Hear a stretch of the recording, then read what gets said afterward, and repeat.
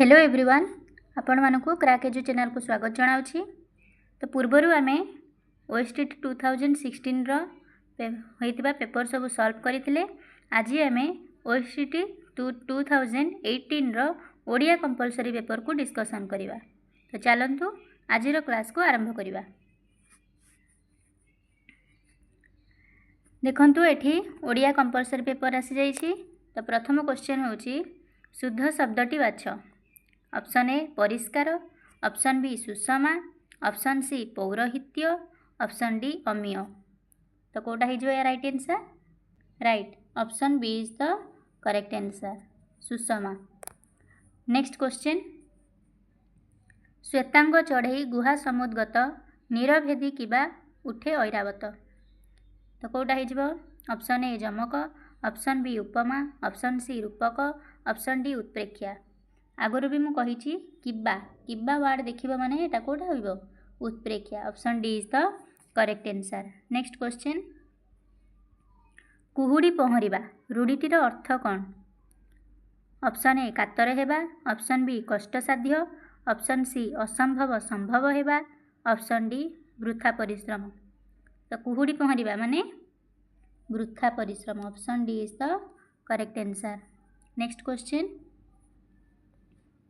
उपवन यह केउं समासर अंतर्गत? ऑप्शन ए द्वंद्व, ऑप्शन बी बहुव्रीहि, ऑप्शन सी तत्पुरुष, ऑप्शन डी अव्ययीभाव। तो कौटा हो राइट आंसर? देख उप लगी मैंने आखि बुझी से अव्ययीभाव। Option D is the correct answer. Next question, केउं रूढ़ीटी प्रतिशोध नेबा अर्थरे प्रचलित? रक्त चाउल चोबाइबा, अकस रखिबा, खालरे पकाइबा, दाऊ साधिबा। कौटा हो प्रतिशोध नेबा माने दाऊ साधिबा। Option D is the correct answer. Next question, देखंतु एठी अनुच्छेद देइछि 6 रु 10 नंबर पर्यंत। तो अनुच्छेदटी को पढ़िबो, तार जहाँ भी क्वेश्चन अच्छी सॉल्व करिबो। मु खाली कहि दउछि। तो देखंतु क्वेश्चन फास्ट अच्छी,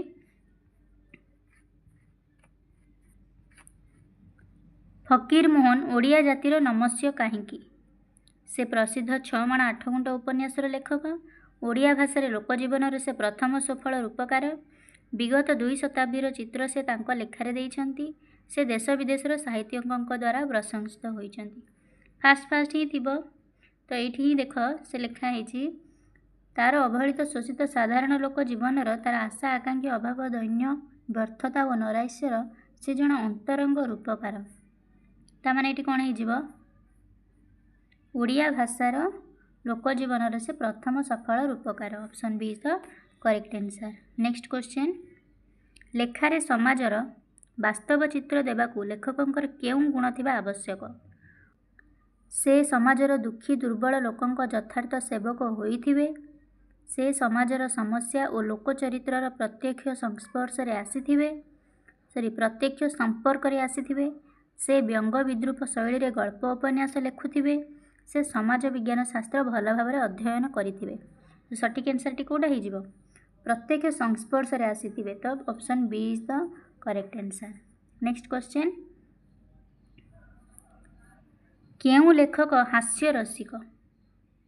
जेउ लेखक हसिबा को इच्छा करती, जेउ लेखक रसिक, वीर और करुण आदि रसमानक मध्यरु जेउ लेखक हास्य रस को भल पाती, वर्णना चरित्र और घटना चित्रणर जेउ लेखक हास्य रस सृष्टि करती। तो कौटा हो right answer? Option D is the correct answer. Next question, फकीर मोहन को केउं माने ईर्षा करुथिले? ऑप्शन ए आत्मीय और इतर लोक, ऑप्शन बी साधारण संसारी लोक, ऑप्शन सी बंगीय औपन्यासिक गण, ऑप्शन डी सरकारी कर्मचारी। एठी ही अच्छी देख